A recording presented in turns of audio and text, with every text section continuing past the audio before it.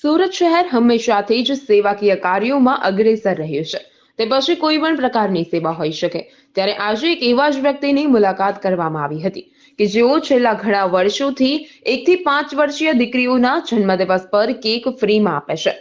આ સેવાકીય કાર્યકર્તા સંજયભાઈ ચોડબડિયાને મોદીજીની યોજના બેટી બચાવો બેટી પઢાઓ આ પરથી પ્રેરણા મળી છે અને સંજયભાઈને તેમના આ અનોખા સેવાકીય કાર્ય બદલ ઇન્ટરનેશનલ કક્ષાએ પણ એવોર્ડથી સન્માનિત કરવામાં આવ્યા છે. હાલ તો ખૂબ જ મોડર્ન યુગ છે, પરંતુ હજુ પણ ઘણા લોકો એવા છે કે જેઓ આજે પણ દીકરીને બોજ માને છે. તો તેમણે લોકોની માન્યતાને પણ બદલવા માટે આ સેવાકીય કાર્ય હાથ ધર્યું છે. અત્યાર સુધીમાં તેઓએ લગભગ 51,000 કિલો કરતા પણ વધારે કેક દીકરીઓ માટે ફ્રીમાં આપી છે.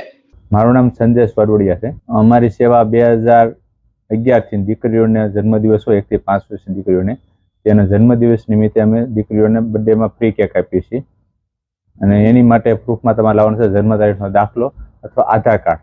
અમારી સુરતની અંદર બ્રાન્ચ છે, રાજકોટ છે, અમરેલી અને ઉના. આ સિટીમાં આજુબાજુમાં તમે રહેતા હોય જ્યાં નજીક પડે એ બ્રાન્ચ ઉપર દીકરીનો જન્મદિવસ જ્યારે હોય તો બેટી બચાવો બેટી પઢાવો અને અમે એવું નક્કી કર્યું બેટી બચાવો જન્મોત્સવ બનાવો. એટલે દીકરીનો જન્મદિવસ ઝાઝામાં ઝાઝા લોકો મનાવે એ બહાને અમે દીકરીઓને બાળ સ્વરૂપ લક્ષ્મી સમજીને અમે દીકરીઓને ફ્રી કેક એના જન્મદિવસ નિમિત્તે આપીએ છીએ. આ બેટી બચાવો એવું બધે મેં ઘણી જગ્યાએ વાંચ્યું હોય અને લોકો કહેતા બેટી બચાવો તો મેં મનોમન વિચાર કર્યો કે બેટી બચાવોથી પછી તો લોકો શું કાં બચાવતા શું કે બોજરૂપ કે ખર્ચારૂપ છે દીકરી એટલે તો એની માટે મેં હું શું કરી શકું. આપણે પ્રેરણા કોઈને લેવી હોય તો ભાઈ મોટા લોકો જે હોય કે દીકરીઓને સમૂહ લગ્ન કરાવતા હોય તો આપણે મારા ધંધા પ્રમાણે ફૂલની તો ફૂલની પાખડી દીકરીઓને કંઈક આપીએ અને બેટી બચાવવામાં આપણે જોઈન્ટ થાય એ નિમિત્તે મેં દીકરીઓને એક નાની કેકથી શરૂઆત કરી છે. રોજની દિવસની મારી ત્યાંથી 40 થી 45 દીકરીઓની કેક બર્થડેની ઉજવાય છે સુરત, અમરેલી, રાજકોટ સહિત અને અમે એવરેજ ગણો તો અત્યાર સુધીમાં અમે 50,000 પ્લસ દીકરીઓને કેક આપી દીધી છે. આ જે દીકરીઓ છે એ લોકોને તમે શું કહેવા માંગો? દીકરીઓ તો અમારે ત્યાં આવે પગલા પાડે તો અમારી દુકાન તો વધારે ચાલે, એ આશીર્વાદ આપે એ જ બસ, બીજું કાંઈ દીકરીઓને કેવું નથી. આપણે જો લેવા આવે ને અને આપણે દેવું હોય તો લોકો લેવા નથી આવતા અને લેવા વાળો લાચાર થઈને આપણે ત્યાં આવ્યો હોય તે આપણે તો સહાનુભૂતિ થાય કે લેવા વાળો છે ને આપણી કરતા મહાન છે. આપણે કોઈ પણ માગવા જાય ને હાથ લાંબો કરવો ને દીકરીના પિતાને થઈને માગવું પડે તો આપણને એમ થાય કે આ હકીકતમાં શું એના પિતાને થતું હશે.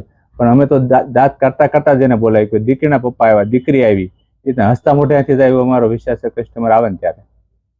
ક્યાંક ને તમને જે એવોર્ડો મળ્યા છે કયા એવોર્ડો તમને આપવામાં આવ્યા છે? 2022 ની અંદર મને ઇન્ડિયન્સ વર્લ્ડ રેકોર્ડ મળ્યો હતો. આ 24 ની અંદર મને મળ્યો છે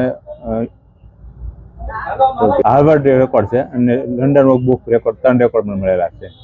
આપને જે આ સિદ્ધિ હાંસલ કરી છે તો કેવું લાગી રહ્યું છે તમને અને બીજા લોકોને તમે શું સંદેશો આપવા માંગશો?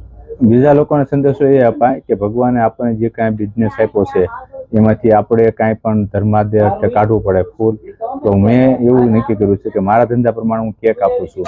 આવી જ રીતના જો કોઈ પણ અલગ અલગ બિઝનેસ કરતા હો, કટલેરી છે, સ્ટેશનરી છે, ગિફ્ટ આર્ટિકલ છે, કોઈ જ્વેલર્સ છે, તો દીકરીઓને આપણે બેટી બચાવો નહીં, બેટી બચાવવામાં હકીકત આપણે દીકરીઓને કંઈક આપીએ. તમે તમારી રીતે આપો, તમારા ધંધા પ્રમાણે આપો અથવા દીકરીઓ ખુશ રહે એમ તમને યાદગાર રહે. દીકરી દાંત કાઢતી કોઈ વસ્તુ દીકરીઓને ગિફ્ટ આપણે આપીએ.